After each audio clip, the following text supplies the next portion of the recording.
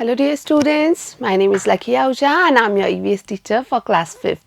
In class 5th EVS, we have completed our chapter 12 that is named as Contaminated Water Spreads Diseases. So we talked about different kind of diseases which may caused by contaminated water. So today we are going to discuss the part 3 of this chapter, and this part 3 actually contains the practice questions of this chapter.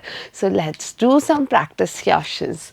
So students, the first question here is, which mosquito causes dengue disease? So which mosquito is responsible for causing this disease? Yes, we have learned this in our chapter.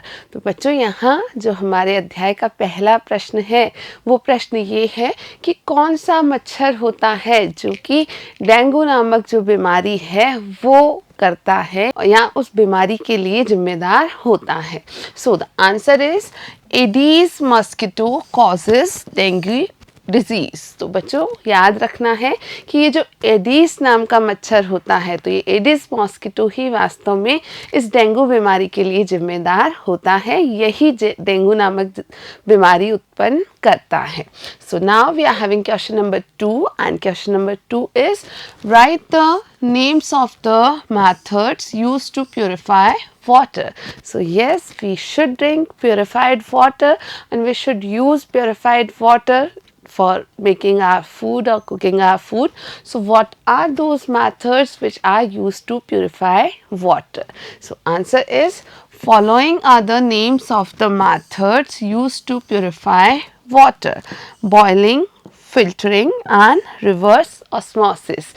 तो बच्चों यहाँ प्रश्न ये पूछा गया है कि वो विधियाँ बताएं जिनके द्वारा हम पानी को शुद्ध कर सकते हैं.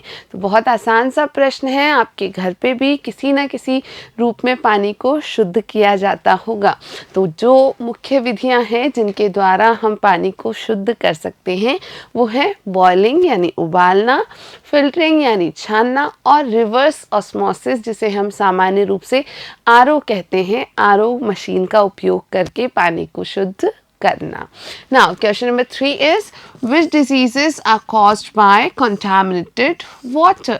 So yes, there are various diseases which are caused by contaminated water.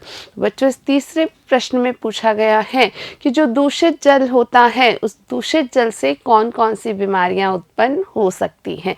तो हमने अध्याय में बात की थी कि दूषित जल कई बीमारियों को उत्पन्न कर सकता है. तो कुछ के हमें यहाँ नाम बताने हैं. So we can answer it like diseases like jaundice, diarrhea, worm infestation and polio are caused by contaminated water. तो बच्चों आपको ध्यान रखना है कि ये सभी बीमारियां, जॉन्डिस हुआ, डायरिया हुआ, वर्म इन्फेस्टेशन या जो कृमि संक्रमण होता है वो हुआ और पोलियो हुआ, ये ऐसी बीमारियां हैं जो कि दूषित जल के उपयोग से होती हैं. Now question number 4 here is, why should we not allow dirty water to accumulate at any place? तो हमें किसी एक जगह पर गंदे पानी को क्यों इकट्ठे नहीं होने देना चाहिए? तो बिल्कुल हमें कभी भी गंदे पानी को किसी जगह इकट्ठे नहीं होने देना चाहिए. So we can answer this question that we should not allow dirty water to accumulate at any place because in stagnant water many insects and mosquitoes are present and they cause various diseases.